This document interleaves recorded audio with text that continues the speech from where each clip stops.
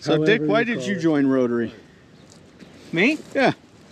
Oh, it was way back in the late 80s, and it was fun. I knew everybody, and I heard about all the good things they did, so I thought, well, I'd give it a try, and I've been with Rotary ever since. I think it's, I can't remember when I joined. I think it was 88 or 87, 89, I don't know. Oh. Yeah, I was really impressed with the quality test. Yeah, that's It spelled quality. absolutely. I was really impressed when the first meeting I went as a guest, and they stood up, and I thought, you know, that's a good code to live by. Yeah. What is that you're describing? The four-way test. The Rotarians, we have a, we recite the four-way test before every meeting, and is it the truth? Any of the things you think, say, or do. Is it the truth? Is it fair to all concerned? Will it be beneficial to all concerned? Will it make better friendships? What's the other word? Goodwill. Goodwill. Goodwill and better friends. Goodwill and better friendships. Wow. I mean, it's like a pretty good code to live by. Gonna say I like that. Yep. Wolfram, when did you join? It was 2 years ago. Yeah. I was And filling then our in motto for is service above White Horse self. Health and Wellness. Yeah, that's why we're here. And Rob and Charlotte, they Think about joining. went to Montana. We've got, You're doing a fine job. You know what we're doing here? Because it was We've just filling in made a for grant of like Charlotte $5,000 a growing garden in It's- Botswana. Let's both go. Oh wow. Tim? We really enjoyed it. I click it too heavily.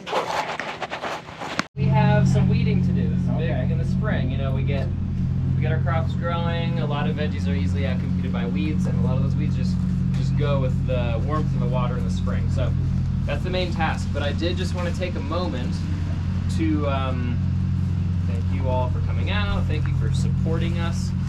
I thought this would be a good location just to show you some of the things that have changed. I know a bunch of you have been out. Has anyone not been here? I have. Great. I have not. Okay, Roger, welcome. So I think you all know the story of the farm. We're donating food, growing it with community groups a lot of the time, as much as possible, essentially. We want to get people involved in this process and then share the food with everyone in Longmont. Last year, for example, between our two farm sites, we grew 15,500 pounds of veggies. Wow. And we're not necessarily aiming for weight. We're aiming for diversity. We're aiming for herbs. We're aiming for all these things people want. So I think that's a good number with the space we have and maintaining like diversity with lettuce, lighter crops. But between the two, we grew 15,500, and we donated for free. People in Longmont received 13,750 of those pounds. So we do a little bit of sales. We have a sliding scale farm stand, so actually still even a bunch that was sold meets that like food access. We're trying to make this available, accessible to people who usually can't afford it or get it easily. So that's what we're doing. This site is our third year here. The first year, you guys all walked in on that central road. The first year we were just on this half as a trial with the church. Bethlehem Lutheran Church owns the property. The second year, we expanded to do both halves on either side of the road. And we're in our third year right now. And so we got some grants. You guys are supporting us. And we've been able to, this went up yesterday, this weather port, this tent. This will be our wash station. So when food, lettuce, everything, when it comes through, you need to take the heat off it and you need to wash them. And so that'll all happen in here. This is our wash station. And then we're gonna move in, and you'll see that silver box over there. We built that big roof above it this spring, and that box is a refrigerator. Oh, wow. So we have a walk-in fridge. Sweet. And then the tool shed over there, we moved that back. And when the fence came to encompass all of this, we used to share that with the church, and now we have full ownership of this whole space. So those are just our tools, that's just our space.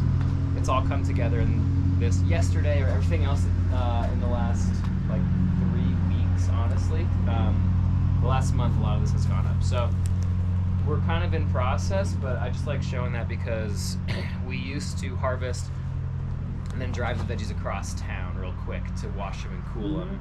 And now we have a fully functioning freestanding farm here, which is really exciting. So I have a question. yeah, So Rose. when you say you wash them, so you actually wash them?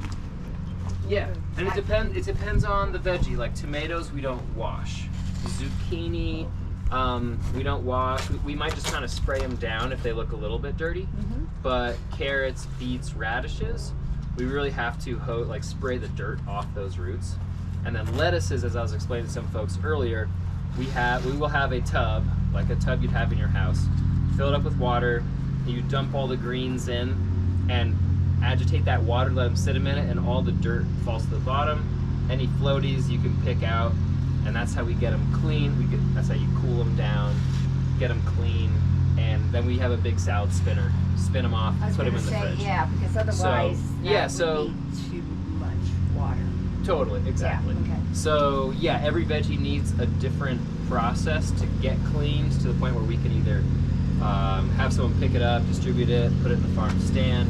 So everything needs something different, but that's the same process that other local organic farms are doing, so we're doing the same process here. Yeah, so it's super exciting. And then next year, if you'll see the wooden posts, they go out that far to the corner. We have about 2.5 more of like these block-sized fields that we can add in. Right now, this is broken up into 6 irrigation zones. So there's like 2.5 more that we will put in, and the goal is to grow into that next year. This year we said, let's do infrastructure, let's settle, let's make sure all of this works really well, and we'll grow from there. But so that'll be next year to grow even larger.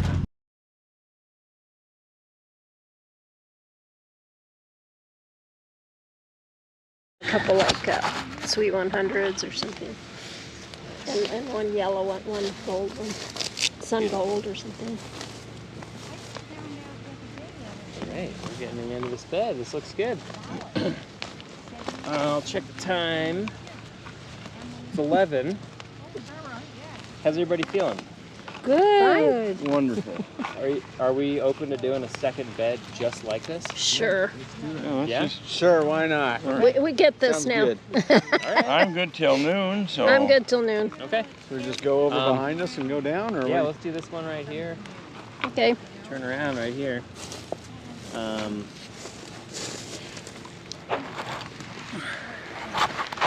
my gosh. Bunch of cilantro went to seed over here last year. Cilantro is still fighting it. Yes. Is this, and you'll smell it when you pull it too. It's really good. Delicious. Yeah, I Yeah. really like it. People either like it or they don't. Yeah, it is a very binary thing. But it's requested so much on this farm. Common in Latin American cuisine, and it's a lot of the folks who receive the food, so. Oh my goodness. We're growing a lot of it. And that, you're And I actually tried to save, I did save the seed last year. And so that's what this is from, a little extra seed kind of shattered around.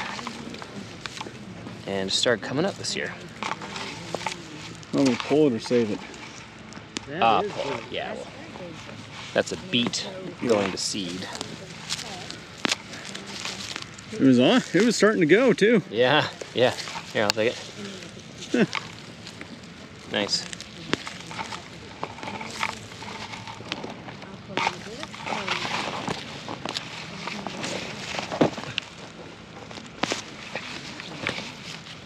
No, some of those are tough. They just put their roots down. I see how the cilantro is. Coming out of there.